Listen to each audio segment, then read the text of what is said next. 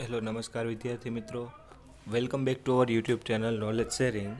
અને આજના આપણા લેક્ચરની અંદર આપણે ડેટા સ્ટ્રક્ચર યુનિટ નંબર 4 વિશે સ્ટડી કરીશું. હવે યુનિટ નંબર 4 છે આપણું, તેનું નામ છે લિંક લિસ્ટ. લિંક લિસ્ટ વિશે આપણે ડિટેલમાં સ્ટડી કરવાનું છે. તો ફર્સ્ટ ટુ ફર્સ્ટ આપણે કયા કયા ટોપિક કવર કરેલા છે તેના વિશે સ્ટડી કરીએ. ફર્સ્ટ તો પોઇન્ટર, પછી સ્ટ્રક્ચર યુઝિંગ પોઇન્ટર, પછી ડીએમએ, પછી link list, types of link list. પછી આપણે જોઈશું basic operation simply link list ઉપર કયા કયા પરફોર્મ થાય છે તે. પછી તેના અમુક અલ્ગોરિધમ્સ જોશું કે જે જીટીયુમાં મોસ્ટ ઇમ્પોર્ટન્ટ હોય છે. નેક્સ્ટ સર્ક્યુલર લિંક લિસ્ટ કેવી રીતે વર્ક કરે છે, પછી બંનેનો ડિફરન્સ જોશું. પછી કોઈ પણ node at a beginning add કરવો હોય અથવા તો કોઈ લાસ્ટમાં કોઈ નોડ એડ કરવાનો હોય તેના વિશે સ્ટડી કરીશું. અને લાસ્ટમાં આપણે જોશું લિંક લિસ્ટની એપ્લિકેશન્સ. તો હવેના લેક્ચરમાં આપણે જોઈએ પોઇન્ટર એટલે શું. તો કે it is a variable which contain address of another variable in the memory. એટલે કે પોઇન્ટર એક એવું વેરિયેબલ છે કે જે બીજા કોઈ મેમરી એડ્રેસને પોઇન્ટ કરતું હોય, તો તેના માટે પોઇન્ટર કહેવામાં આવે છે. પછી પોઇન્ટરને ડિક્લેર કેના વડે કરી શકાય, તો કે સ્ટાર વડે ડિનોટ કરી શકાય છે. હવે જ્યારે પોઇન્ટર ક્રિએટ કરવું હોય તો આપણે કેવી રીતે કરી શકીએ, તો આપણે ઇન્ટીજર સ્ટાર પોઇન્ટર આવી રીતે આપણે સી લેંગ્વેજની અંદર પોઇન્ટર ક્રિએટ કરી શકીએ છીએ. હવે સપોઝ કે આ પ્રોગ્રામની અંદર integer A is equal to 10 અને સ્ટાર પી છે. હવે આપણે એવું લખેલું છે પી ઇઝ ઇક્વલ ટુ n% એ. આવી રીતે લખેલું હોય તો એ છે તે શું હોય, તો કે મેમરી એડ્રેસને પી પોઈન્ટ કરતું હોય છે. હવે જ્યારે સ્ટાર પી આપણે રિપ્રેઝન્ટ કરીએ તો એ પણ આપણે શું મળે, તો કે 10 જ આઉટપુટમાં મળશે. હવે આપણે રિવિઝન કરશું સ્ટ્રક્ચરનું. તો સ્ટ્રક્ચર એટલે શું? It is the combination of the different data types. બરાબર, એટલે કે જુદી જુદી ડેટા ટાઈપ્સનો કોમ્બિનેશન કરીને કોઈ એક વસ્તુ બનાવીએ તો તેને સ્ટ્રક્ચર કહેવામાં આવે છે. ફોર એક્ઝામ્પલ સ્ટુડન્ટ રેકોર્ડ, કે જેની અંદર આઈડી હોય, નેમ હોય, પછી મેજર જેન્ડર હોય, સ્ટાર્ટ યર હોય, આ બધું આપણે સ્ટુડન્ટ રેકોર્ડની અંદર હોય છે. પછી બેંક એકાઉન્ટ, આની અંદર પણ એવું હોય કે ઇન્ટીજર ડેટા ટાઈપની વેલ્યુ હોય, પછી નેમ હોય એટલે કે કેરેક્ટર હોય, ફ્લોટિંગ પોઈન્ટ વેલ્યુ હોય, એટસેટ્રા એટસેટ્રા. પછી આવે છે એડ્રેસ બુક, આની અંદર પણ નામ, એડ્રેસ, ટેલિફોન નંબર એટસેટ્રા હોય છે. અને લાસ્ટમાં આવે છે ડેટાબેઝ એપ્લિકેશન્સ, કે જેની અંદર આપણે રેકોર્ડ કોલ કહી શકીએ છીએ.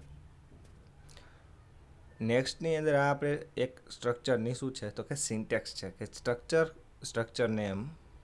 પછી અહીંયા સ્ટ્રક્ચરની કોઈ પણ આપણે વેરિયેબલ અથવા તો ડેટા ટાઈપ લખશું, પછી અહીંયા કઈ ટાઈપનું લખવું છે તે. હવે નેક્સ્ટ પણ એવું આ સિન્ટેક્સ આટલી છે તે સિન્ટેક્સ છે. હવે તેનું એક્ઝામ્પલ જોઈએ. સ્ટ્રક્ટ ડેટ નામનું એક ડેટા સ્ટ્રક્ચર બનાવ્યું છે. ઇન્ટીજર ડે, ઇન્ટીજર મંથ અને ઇન્ટીજર યર, કે જેની અંદર ડેટ, મંથ અને યર આપણે શું કરવાનું છે, ડિસ્પ્લે કરવાનું છે. તો આ બેઝિક હતું સ્ટ્રક્ચર કેવી રીતે વર્ક કરે છે તે. હવે આપણે સ્ટ્રક્ચરનો પોઇન્ટર દ્વારા કેવી રીતે યુઝ કરીએ તેને આપણે રિવિઝન કરશું.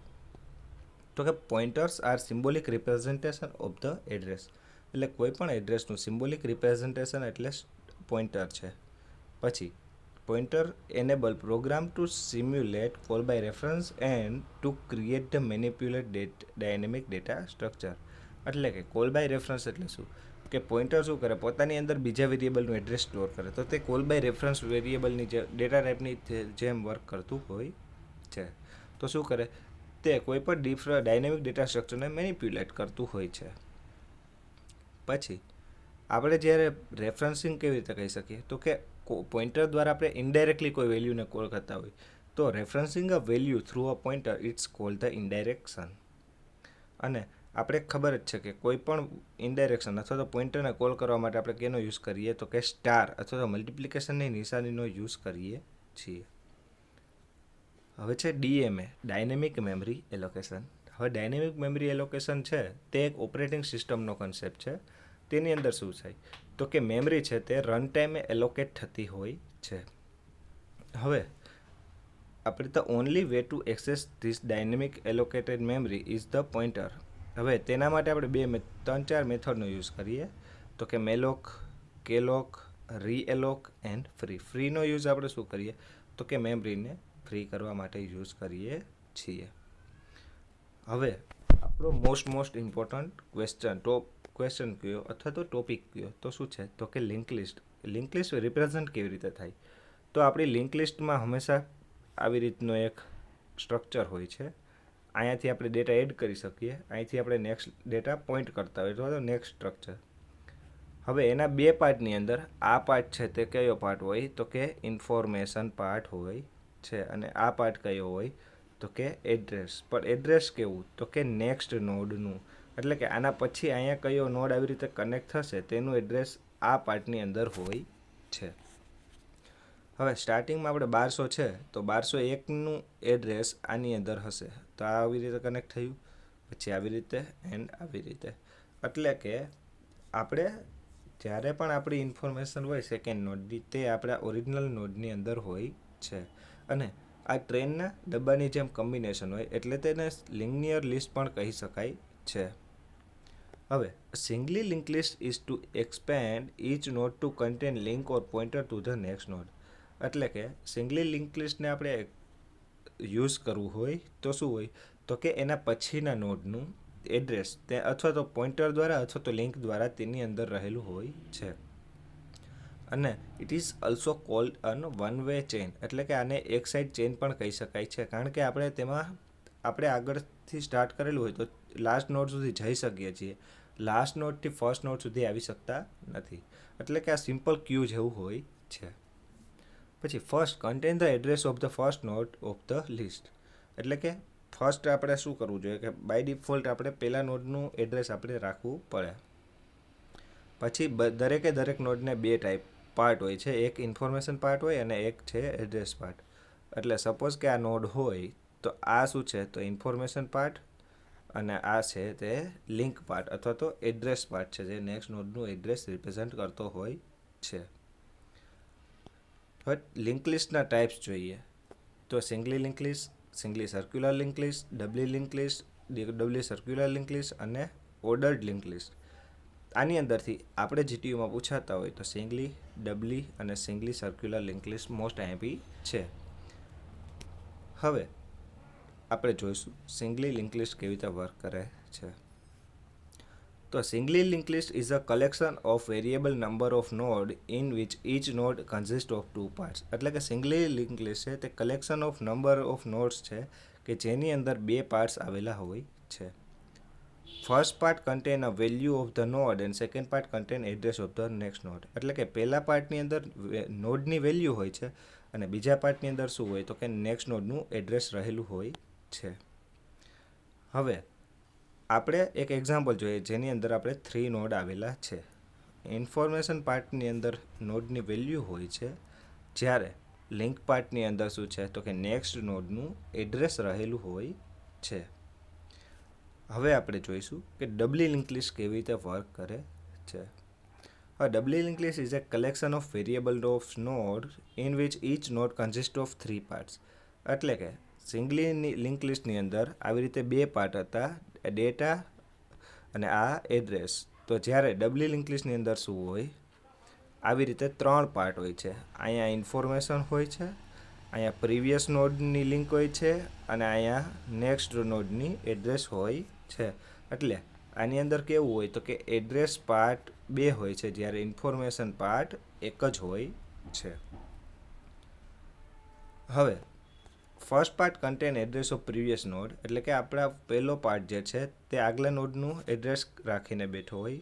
સેકન્ડ પાર્ટની અંદર શું હોય તો કે વેલ્યુ હોય છે કે નોડની એક્ઝેક્ટ વેલ્યુ શું છે તે, અને લાસ્ટ પાર્ટની અંદર નેક્સ્ટ નોડનું એડ્રેસ રહેલું હોય છે.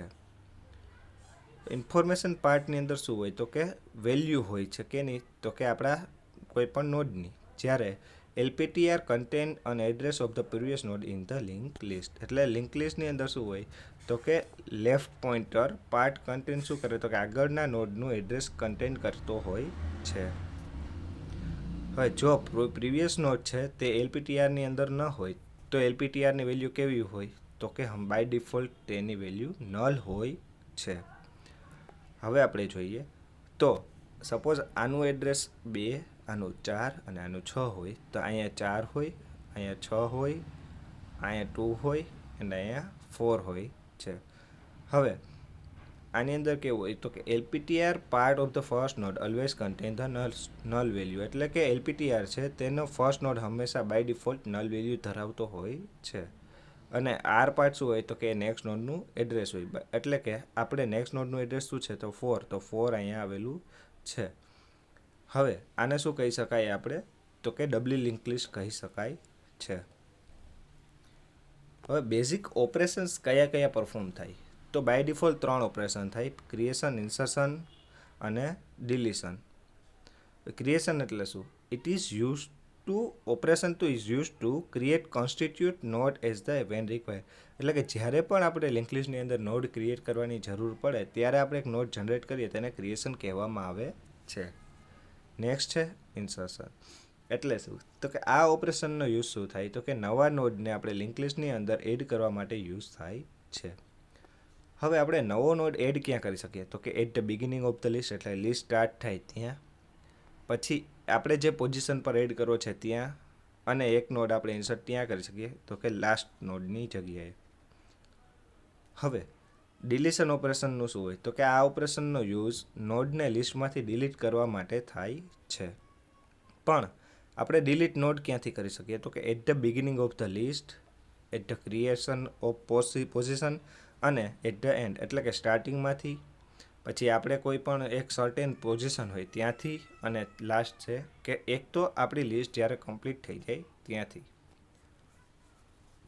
હવે લિંક લિસ્ટની અંદર બેઝિક કોમન ઓપરેશન કયું હોય તો કે ટ્રાવર્સિંગ. ટ્રાવર્સિંગનો આપણે એરિયાના ઓપરેશન્સની અંદર એટલે કે ફર્સ્ટ યુનિટની અંદર યુઝ કરેલો હતો. ટ્રાવર્સિંગ એટલે શું થાય કે આપણી પાસે રહેલા દરેકે દરેક ડેટાને આપણે એક વખત રન કરીએ અથવા તો એક વખત ચેક કરી લઈએ તો તેને ટ્રાવર્સિંગ કહેવામાં આવે છે. પછી it is a process of going through all the node of a link list from the and to other and, એટલે કે એક એવી પ્રોસેસ છે કે જેની અંદર આપણે લિંક લિસ્ટની અંદર રહેલા દરેકે દરેક નોડને એટલીસ્ટ વન ટાઈમ એક્સેસ કરી લઈએ.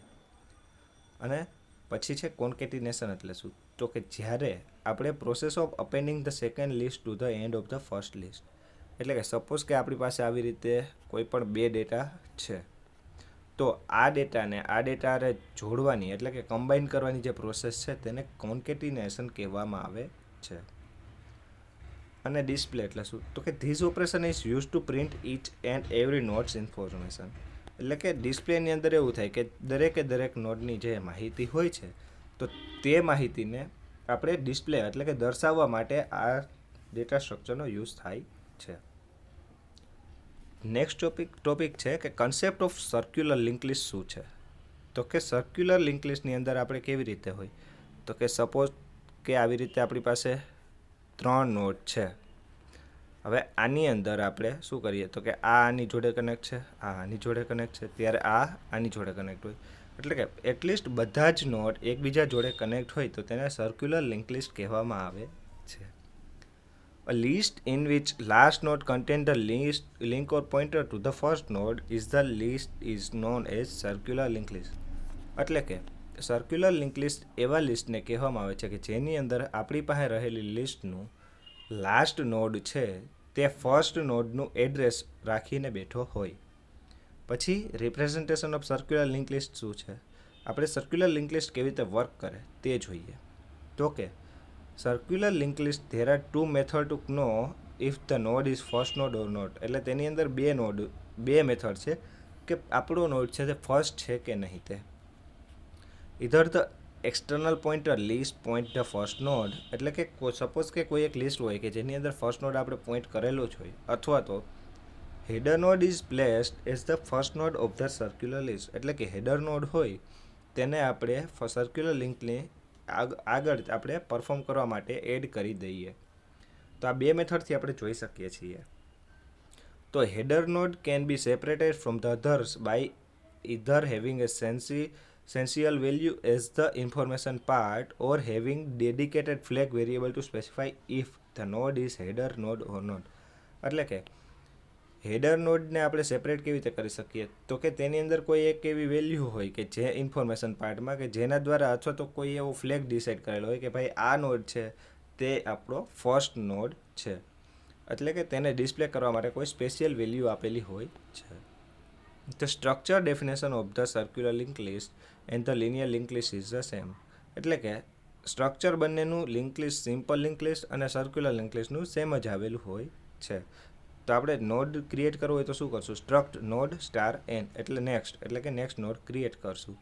આની અંદર કોઈ પ્રોસેસમાં ચેન્જીસ થતો નથી. જસ્ટ એક આપણે આ ફિગર જોઈ લઈએ કે આપણે આ એક હેડર એડ કરેલું છે કે જે આપણે ફર્સ્ટ નોડને પોઈન્ટ કરે છે. પછી આ ફર્સ્ટ નોડ, સેકન્ડ, થર્ડ અને આ નંબર ઓફ નોડ્સ હોય તો આ એન નંબરનો નોડ.